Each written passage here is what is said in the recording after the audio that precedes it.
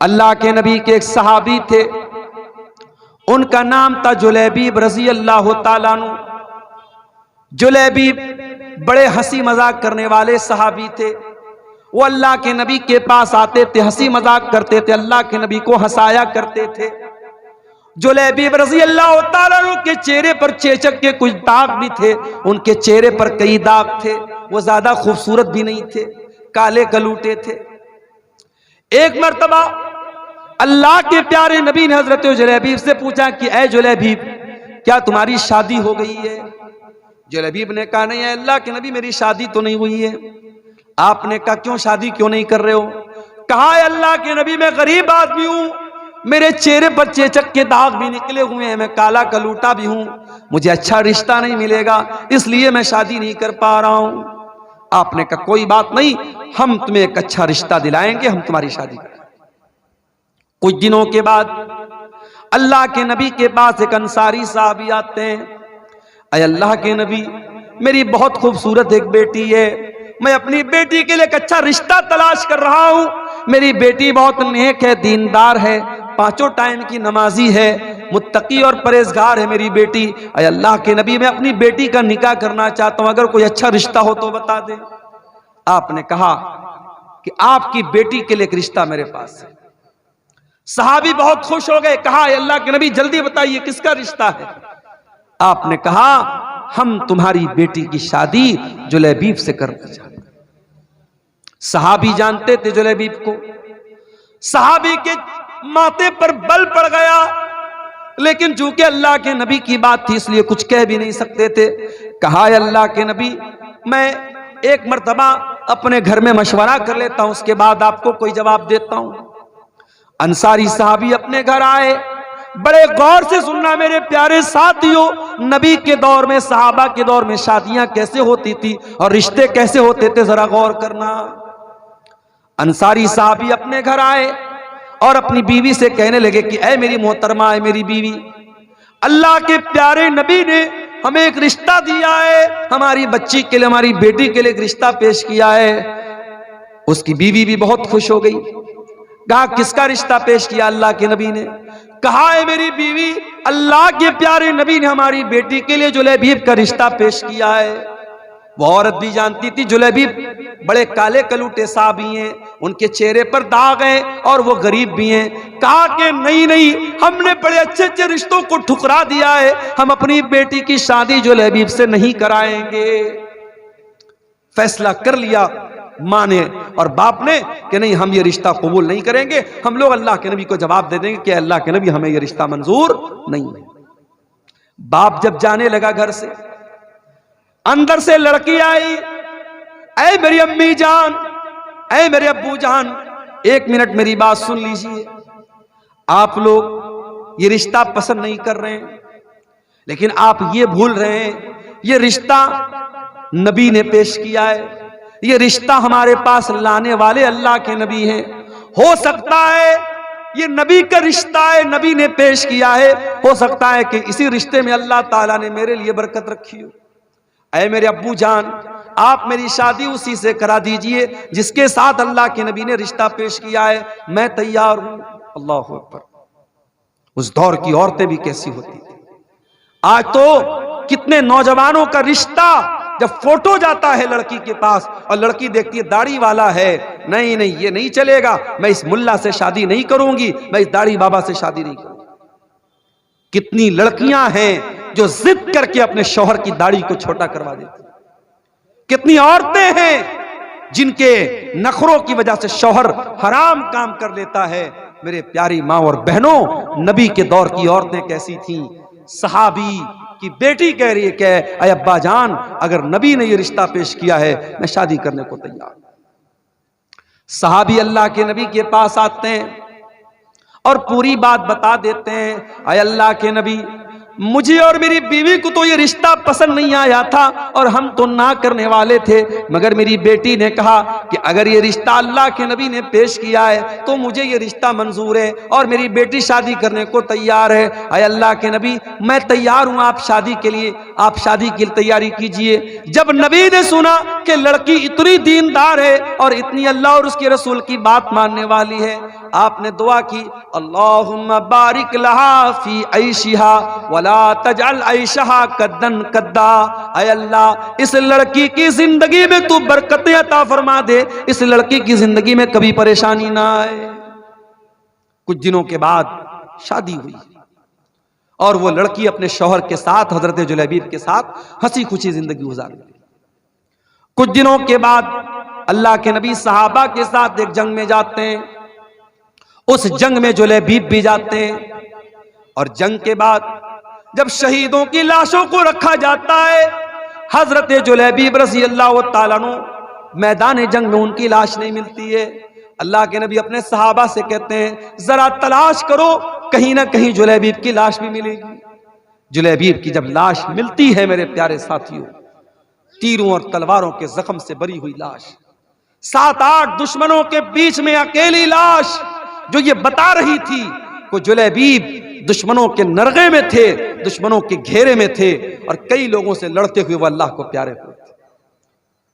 अल्लाह के नबी ने देखा जुलैबीब को, आपने कहा ये मेरा नौजवान सहाबी है, इसने अल्लाह की राह में लड़ते लड़ते जान दे दी है। आपने जुलैबीब की लाश को उठाया और अपने कंधे पर आपने उठा करके उसकी लाश को कब्र में आपने उतारा। दुनिया के जनाजे के लिए चारपाई आती है, दुनिया के जनाजे को लोग अपने कंधों पे लेके जाते हैं और जुलैबीब की लाश को अल्लाह के नबी अपने कंधे पे लेके जा रहे हैं और आपने अपने हाथों से कब्र में उतारा और आपने दुआ की, ऐ अल्लाह, मैं इस बंदे से राजी था और तू भी इससे राजी हो जा। सहाबा कहते हैं कि जुलैबीब की कब्र को देख करके और उनकी लाश के साथ नबी का मामला देख करके हमारे दिल में यह तमन्ना पैदा हुई कि काश ये हमारी कब्र होती और नबी ने हमारे लिए दुआ की। और उसके बाद जब जुलैबीब का इंतकाल हो गया तो हमें तारीख और सीरत की किताबें ये बताती हैं कि जुलैबीब की वो जो बेवा औरत थी, जो उनकी बेवा खातून थी, वो अल्लाह की राह में सदका और खैरात बहुत ज्यादा करती थी, जबकि आम तौर से बेवा औरतों के पास माल की किल्लत होती है, माल की कमी होती है, मगर अल्लाह ताला गैब से रोजी देता था उस औरत को, जिस औरत ने अपने शौक और अरमान को कुर्बान किया था नबी की और अल्लाह की इताअत करते हुए, जिसने कहा था कि मैं जुलैबीब के साथ निकाह करने को तैयार हूं और जिसके लिए नबी ने दुआ की थी कि अल्लाह तो इसकी जिंदगी में बरकत अता फरमाना। उस औरत की जिंदगी में वाकई बरकत पैदा हुई और मदीना में अगर कोई बेवा औरत सबसे ज्यादा अल्लाह की राह में सदका और खैरात करती थी तो सहाबा कहते हैं जुलैबीब की बेवा औरत थी। मेरे अजीजों, मेरे भाइयों, मेरे बुजुर्गों, ये सहाबे किराम की सोसाइटी थी। हम और आप जरा अपनी सोसाइटी का जायजा लें। हमारे यहाँ रिश्ते नाते में सिर्फ हम सामने वाले की खूबसूरती देखते हैं, सिर्फ रुपया पैसा देखते हैं, सिर्फ जात और बरादरी देखते हैं, हम दीनदारी नहीं देखते हैं। ये जहेज की रस्म ये नहीं खत्म हो सकती, ये लालच नहीं खत्म हो सकता जब तक हम रिश्ते नातों की बुनियाद दीनदारी पर नहीं करें। इसीलिए अल्लाह के नबी फरमाते हैं, तुन कहुल मरा तुल अरबईन, जब औरत का निकाह होता है 4 चीजें औरत के अंदर देखी जाती हैं, ले मालिहा वले हसबिहा वले जमालिहा वले दीनिहा। कुछ लोग औरत का माल देखते हैं, कुछ लोग औरत का खानदान देखते हैं, कुछ लोग औरत की खूबसूरती देखते हैं और कुछ लोग औरत की दीनदारी देखते हैं। फज़फर बिज़ातिद्दीन, अल्लाह के प्यारे नबी फरमाते हैं कि ओ लोगों, तुम दीनदार औरत को अपने घर में लेकर के आ जाओ, कामयाब हो जाओगे। दीनदार औरत को अपने घर में लेके आओ, कामयाब हो जाओगे। मेरे प्यारे साथियों, आज घरों में सास और बहू के झगड़े हैं, देवरानी जेठानी के झगड़े हैं, ननद और भाभी के झगड़े हैं, हर घर में फसाद है, हर घर में बिगाड़ है। क्यों? क्योंकि हमने खूबसूरती तो देखी है, हमने लंबा चौड़ा जहेज तो हमने देख करके शादी कर ली, हमने दीनदारी नहीं देखी है। दीनदारी को तरजीह दीजिए, दीनदार बाप की दीनदार बेटी को अपने घर में लाइए, इंशाअल्लाह बरकत होगी। मेरे अजीजों, आज समाज की इस्लाह की अगर आप बात करें, शादी ब्याह में आज हमारे यहाँ बहुत सारे मामला गड़बड़ चल रहे हैं। इसी सीमांचल के इलाके में मुझे लोगों ने बताया, बाकायदा आज भी कुछ गांव ऐसे हैं जहां शादियों में डीजे तक बजता है, गाना तक बजता है। और इसी हिंदुस्तान की सरजमीन पर मुख्तलिफ इलाकों का दौरा करते हुए मैंने महसूस किया है कि हम मुसलमानों में शादी ब्याह को लेकर के बहुत बुरी बुरी रस्में, अभी मुंबई में परसों में गया था, जहां उलमा को ठहरने का इंतजाम किया गया था। एक मैरिज हॉल था, एक शादी हॉल था, ऊपर उलमा के रहने का इंतजाम किया गया था, नीचे कोई शादी हुई थी, मुसलमान की शादी थी, और सामने जो मंडप लगा हुआ था, मंडप में दुल्हन जो है सज करके संवर करके और लहंगा वगैरह पहन करके और मेकअप वगैरह करके बैठी हुई थी, और रिश्तेदार सब आ रहे हैं, मर्द भी आ रहे हैं, औरतें भी आ रही हैं, और सब उसको देख रहे हैं। ये बहुत सारे इलाकों में ये चलता है कि दुल्हन को बाकायदा मर्द हजरात भी आकर के देखते हैं और मुंह दिखाई तक देते हैं। मेरे प्यारे साथियों, ये रस्में इस्लाम के अंदर नहीं है। इस्लाम बड़ा पाकीज़ा मजहब है, इस्लाम बड़ा साफ सुथरा मजहब है। हमने रस्म और रिवाज के जरिए शादी ब्याह के इस बंधन को बहुत ही नापाक बना डाला है मेरे साथ। और फजूल खर्ची अल्लाह की पनाह है। फजूल खर्ची तो इस कदर हो रही है शादी के मौके पर जिसकी कोई हद नहीं है।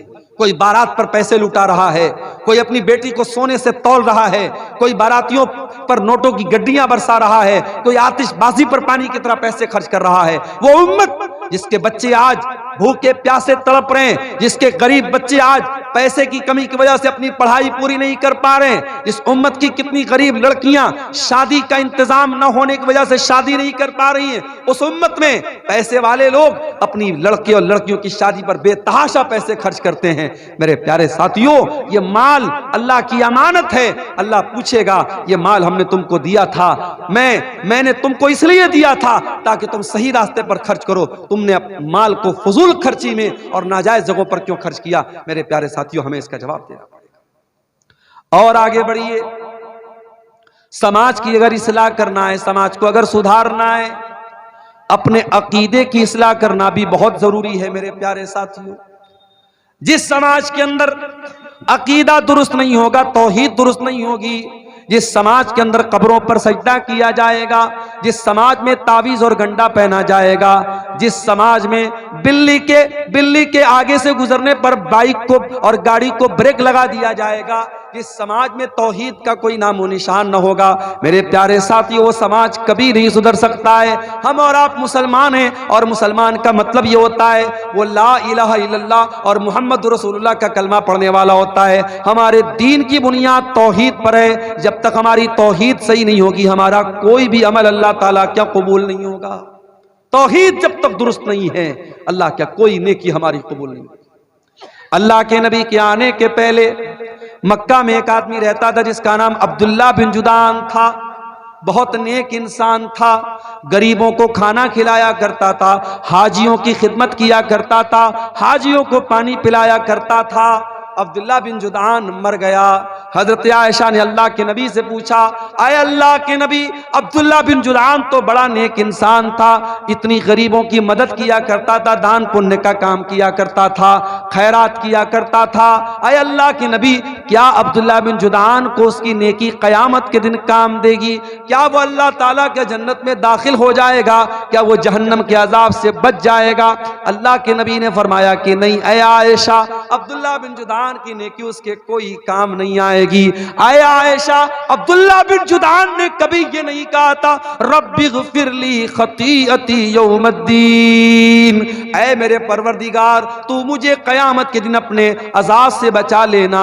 ना वो कयामत के दिन को मानता था, ना अल्लाह ताला की तौहीद को मानता था। मेरे प्यारे साथियों, जब तक तौहीद हमारे अंदर नहीं होगी, जब तक ईमान हमारा ठीक नहीं होगा, तब तक अल्लाह ताला की हमारी कोई भी नेकी कबूल नहीं होगी।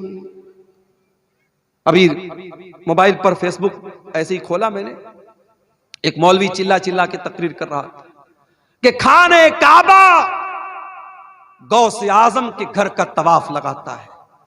गौसे आजम किसको बोलते हैं? हजरत शेख अब्दुल कादिर जिलानी रहमतुल्लाह अलैह को गौसे आजम बोलते हैं। गौस माने मददगार, आजम माने सबसे बड़ा। गौसे आजम माने सबसे बड़ा मददगार। यानी आज मुसलमान अल्लाह को नहीं, किसी वली को और किसी नेक बंदे को कह रहा है कि वो गौसे आजम है। और मुसलमान का ये अकीदा है कि अल्लाह का घर खाने काबा, जिसका सारी दुनिया के मुसलमान जाकर के तवाफ करते हैं, खाने काबा शेख अब्दुल कादिर जिलानी के घर का तवाफ करता है। मेरे प्यारे साथियों, ये अकीदा मुसलमान रख रहा है और मुसलमान का मौलवी बयान कर रहा है। और यही वो अकीदा था जिसके बारे में मौलाना अल्ताफ हुसैन हाली ने कहा था कि करे गैर गर्बुत की पूजा तो काफिर, कवाकिब में माने करिश्मा तो काफिर, झुके आग पर बैर सजदा तो काफिर, जो ठहराए बेटा खुदा का तो काफिर। मगर मोमिनों पर कुशादा है राहें, परस्तिश करें शौक से जिसकी चाहें, नबी को जो चाहें खुदा कर दिखाएं, इमामों का रुतबा नबी से बढ़ाएं, मज़ारों पे जा जा के नजरें चढ़ाएं, शहीदों से जा जा के मांगे दुआएं, न तौहीद में कुछ कमी इससे आए, न इस्लाम बिगड़े न ईमान जाए। आज कहीं मुसलमान मुहर्रम पर ताजिया निकाल रहा है, आज कहीं मुसलमान 12 रबीउल अव्वल को डीजे बजा बजा के जुलूस निकाल रहा है, कहीं पेड़ के ऊपर जाकर के धागा बांध करके अपनी बिगड़ी बना रहा है, कहीं हाजी अली की दरगाह पे जाके अपना सर झुका रहा है, कहीं अजमेर में जाके चादर चढ़ा रहा है। ओ मेरे प्यारे भाइयों, अपने अकीदे की अपनी तौहीद की हिफाजत करना। इस पेशानी को अल्लाह ताला ने सिर्फ अपने आगे झुकने के लिए बनाया है, इस पेशानी को सिर्फ अल्लाह के दर पे झुकाना। मदद मांगना तो अल्लाह से मदद मांगना, बिगड़ी बनाने वाला समझना तो अल्लाह को समझना। मेरे प्यारे साथियों, आज किसी गांव देहात में चले जाओ, नेपाल बॉर्डर पर चले जाओ, मोबाइल आपके पास मौजूद है लेकिन नेटवर्क काम नहीं करता है। मैं अभी नेपाल के इलाके में, बिल्कुल बॉर्डर के करीब के इलाके में गया, जियो का नेटवर्क मेरे मोबाइल पर नहीं आ रहा था। साथियों ने बताया कि मौलाना एयरटेल का नेटवर्क होगा तो शायद यहां काम करेगा, कहीं कहीं वो भी नेटवर्क काम नहीं करता है। दुनिया के बाज इलाके ऐसे हैं वहां आपके नेटवर्क काम नहीं करेंगे, वहां सारे नेटवर्क जाम हो जाएंगे, वहां हुकूमतों ने जैमर लगा दिया है। मेरे प्यारे साथियों, दुनिया के बहुत सारे ऐसे मकामात है जहां आपके मोबाइल का नेटवर्क काम नहीं करेगा, मगर मेरे अल्लाह का नेटवर्क तो हर जगह काम करता है। अल्लाह कुरान में कहता है, अम्मन युजीबुल मुज़्तर्र इज़ा दआहु व यक्शिफुस सू। ऐ मेरे बंदो, मेरे आगे तुम हाथ फैलाओ, मुझसे मांगो, मेरे सामने अपने हाथों को फैलाओ, मैं जरूर तुम्हारी दुआओं को सुनूंगा। अल्लाह के सिवा कौन है जो मुसीबत में फंसे हुए लोगों की मदद करता है? कौन है जो उनको मुसीबतों से निकालता है? हजरत यूनुस अलैहिस्सलाम को देखो, वो मछली के पेट में पहुंचे जहां दुनिया का कोई नेटवर्क नहीं पहुंच सकता, मछली के पेट में पहुंचे जहां तीन तीन अंधेरे हैं, समंदर के पानी का भी अंधेरा है, मछली के पेट का भी अंधेरा है और रात का भी अंधेरा है। तीन तीन अंधेरों में हजरत यूनुस ने अल्लाह को पुकारा, फनादा फिज़्ज़ुलुमाति अल्ला इलाहा इल्ला अंता सुब्हानका इन्नी कुन्तु मिनज़्ज़ालिमीन। हजरत यूनुस अलैहिस्सलाम ने मछली के पेट में अल्लाह को पुकारा, कहा, अल्लाह तेरे सिवा मेरा कोई माबूद नहीं है, कोई मुश्किल कुशा नहीं है। ऐ अल्लाह, इस मछली के पेट में अगर मेरी फरियाद को सुन सकता है तो तू सुन सकता है। फनादा फिज़्ज़ुलुमात, उन्होंने तीन तीन अंधेरों में पुकारा, ला इलाहा इल्ला अंता, ऐ अल्लाह तेरे सिवा मेरा कोई माबूद नहीं है, सुब्हानका तू पाक है, इन्नी कुन्तु मिनज़्ज़ालिमीन, ऐ अल्लाह मैं जालिम हूं। कुरान कहता है, फस्तजबना लहू व नज्जयनाहु मिनल गम्मी, हमने यूनुस की दुआ को सुन लिया और हमने यूनुस को गम से निकाल दिया। और ऐ मोमिनो, अगर तुम भी अल्लाह से इसी इखलास के साथ, इसी तौहीद के साथ दुआ करोगे, व कज़ालिका नुंजिल मुमिनीन, हम तुम्हारी दुआ को भी सुनेंगे। मेरे प्यारे साथियों, इखलास अपने अंदर पैदा करो, तौहीद अपने अंदर पैदा करो।